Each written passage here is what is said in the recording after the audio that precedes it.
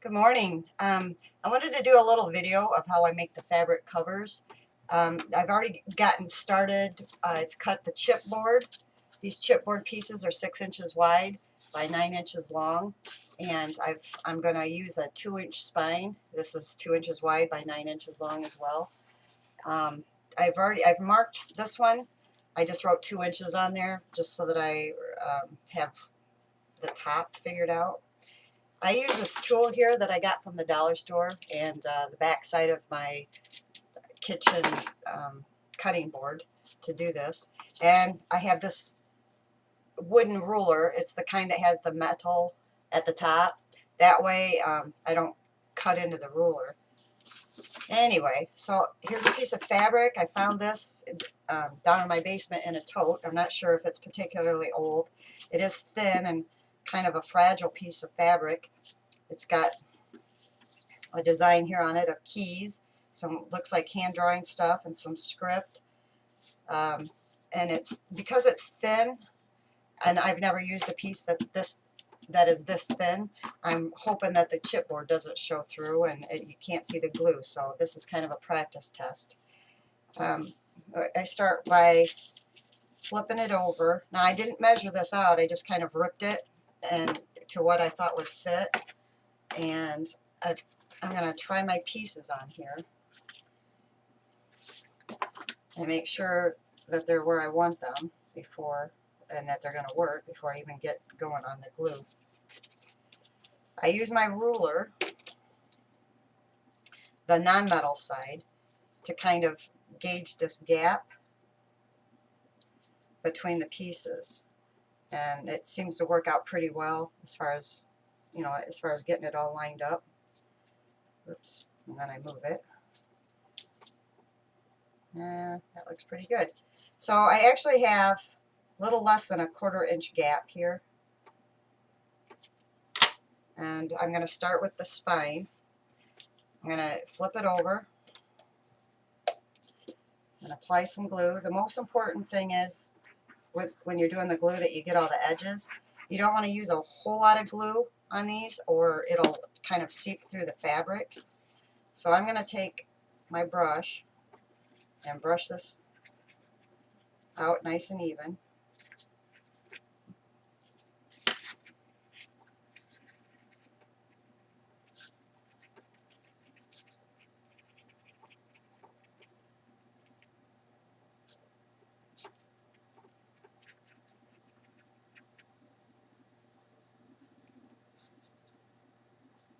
Get the edges.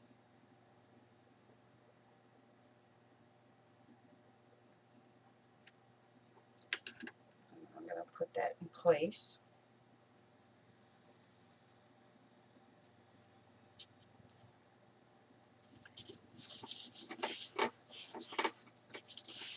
And then I'll just go ahead and do that with these other 2 pieces, the front and the back cover pieces.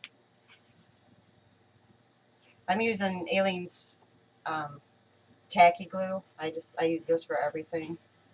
It holds really well, dries pretty quickly, not too quick, so you actually have time to manipulate stuff. It's actually a little easier doing the fabric covers than the paper covers because it seems to dry faster on the paper than it does on the fabric.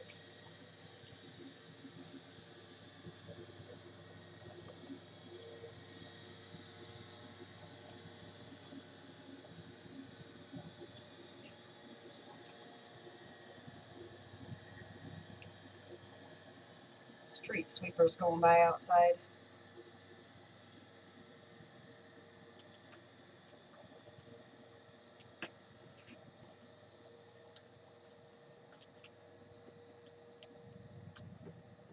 So I'm going to need a little bit more glue here on the center.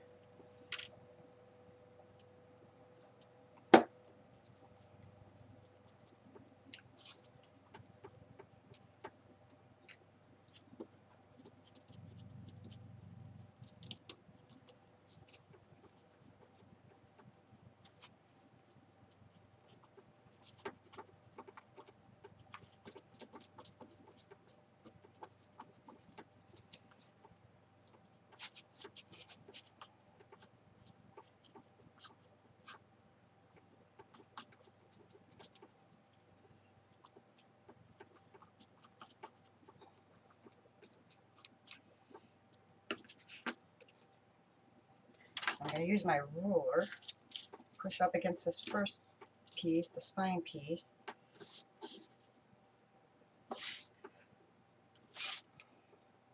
And set that right up in there. Oops.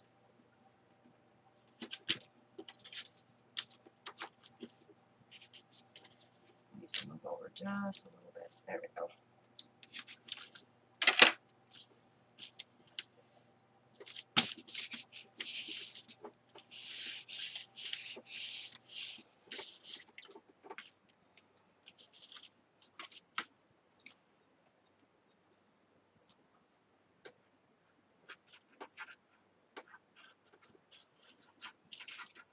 Glue again.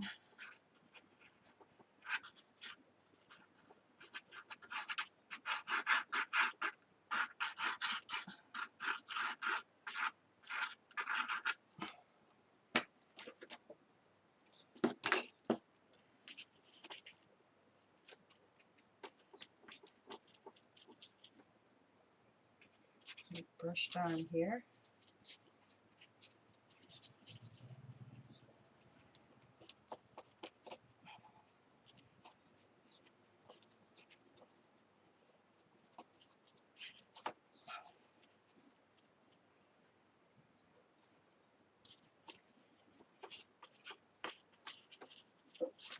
Not on the edges yet.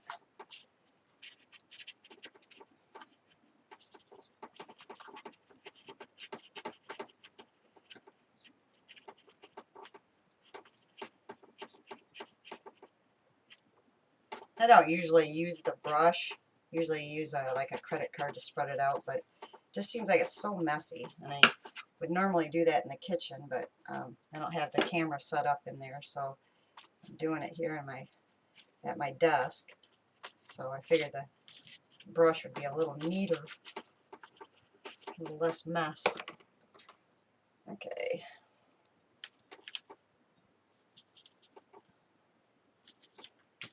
Sit down, measure the distance. Bring it in a little bit down here.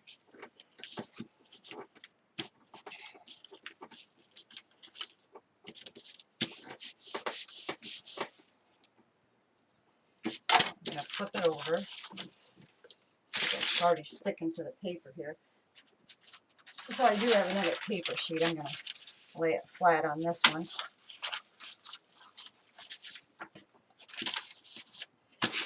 Smooth it out. Make sure all the wrinkles are out of it. Get the edges.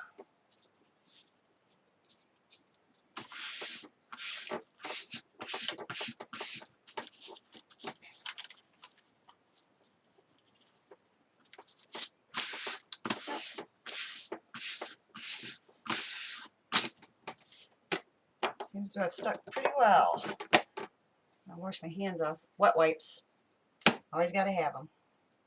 Alright, I'm going to flip this back over and we're going to do the side pieces. First, if I were doing it with paper, I would actually lay this down, measure it.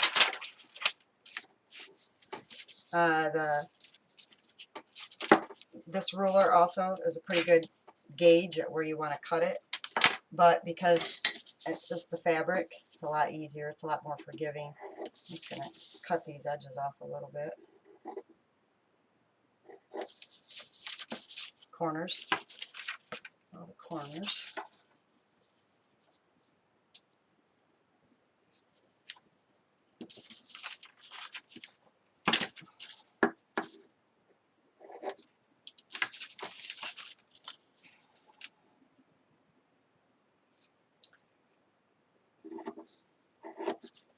Just even that part out just a little bit.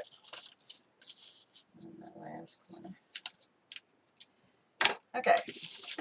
Now when you're doing the sides and all the edges actually, you want to make sure that these little corners, when you're folding this over, you're going to have this little corner here, and you want that corner to turn out as smooth as possible, so you do need to finagle it a little bit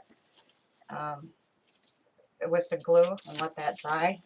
So what I am going to do is the sides first, and then we'll do the ends. I make sure I have glue up into the crease where the paper and the fabric meet.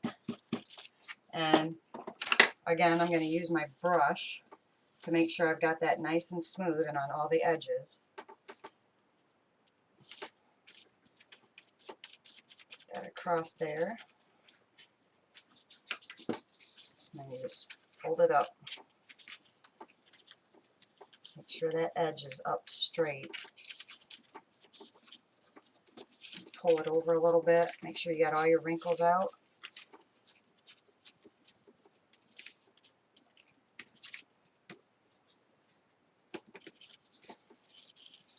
A little bit of extra glue to hold this end down.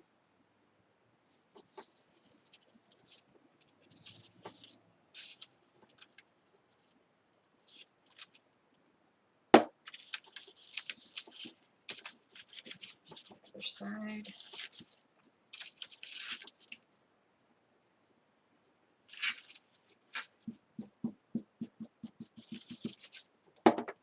My brush.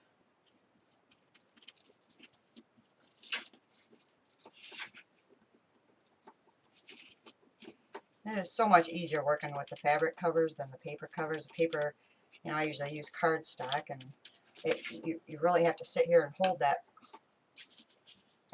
the paper down to make sure it's going to stick properly. It wants to keep popping up, but the fabric's pretty nice to work with. You just put it down and it sticks. The corners in there. Okay. I'm going to do the edge, bottom edge first. Oh, this is the top edge. Go all the way across. Finger back, a little extra.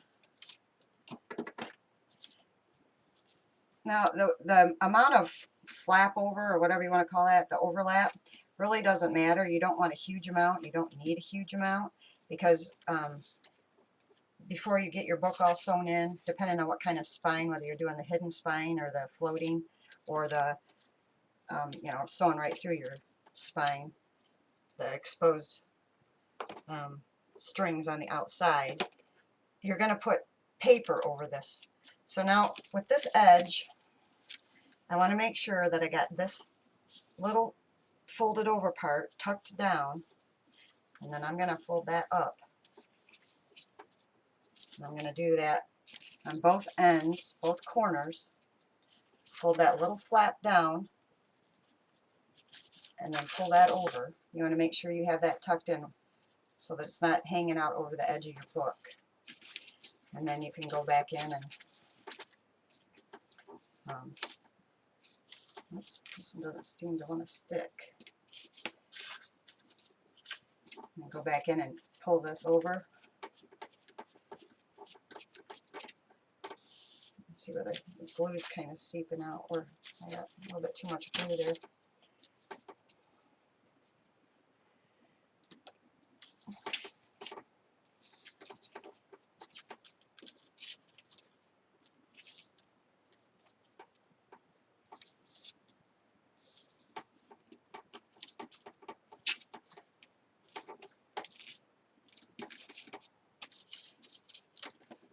Okay, that's good. And now we're working on the bottom. I'm going to write that, what is this, 2 inches? I'm going to write that 2 inches back on here. That way I don't have to keep measuring it later. With a 2-inch spine, I would put probably 3 signatures in this. Depending on what size your signatures are, I usually like to stick to about 10 pieces of paper per signature. That would be just like the regular coffee dyed. If you're using other little pieces of like receipts or your envelopes or what else you want to put in there, you just gauge it. You don't want to get it too thick when you're putting the paper in, because when you add in your pockets and tags and everything, they really get quite bulky, and you know which is fine if you want to tie it shut. That's entirely up to you, but I like to stick to about 10 pages per signature, and again, with a 2-inch spine, I'd probably use 2 or 3 signatures in there.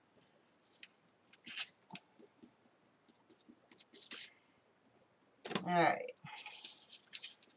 I don't think I have quite enough glue on this corner not to really stick, so I'm going to fold that over, twist that a little bit to get the corner in. Do that again on this side, fold it over, twist the fabric just a tiny bit, that little point on the corner, you want a nice smooth point, and then you go back and pull the rest of it up, smoothing it as you go.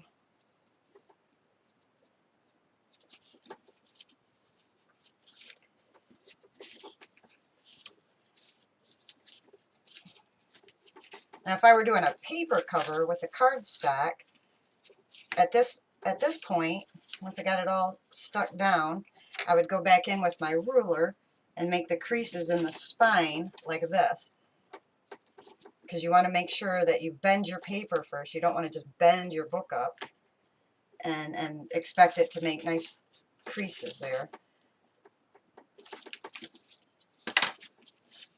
But you, with your fingers, just push that part down in there and get that to stick down in there.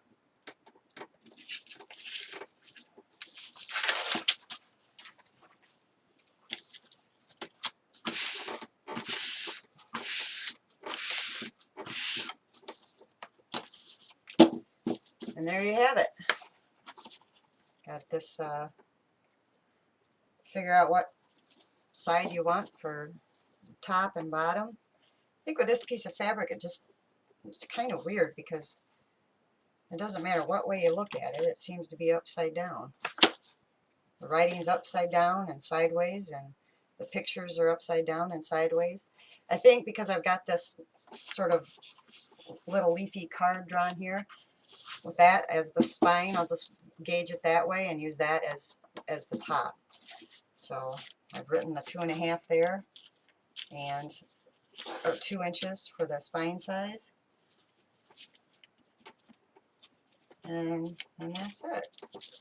So now I can set this aside and let it dry and go ahead and start on the insides. Thanks for watching.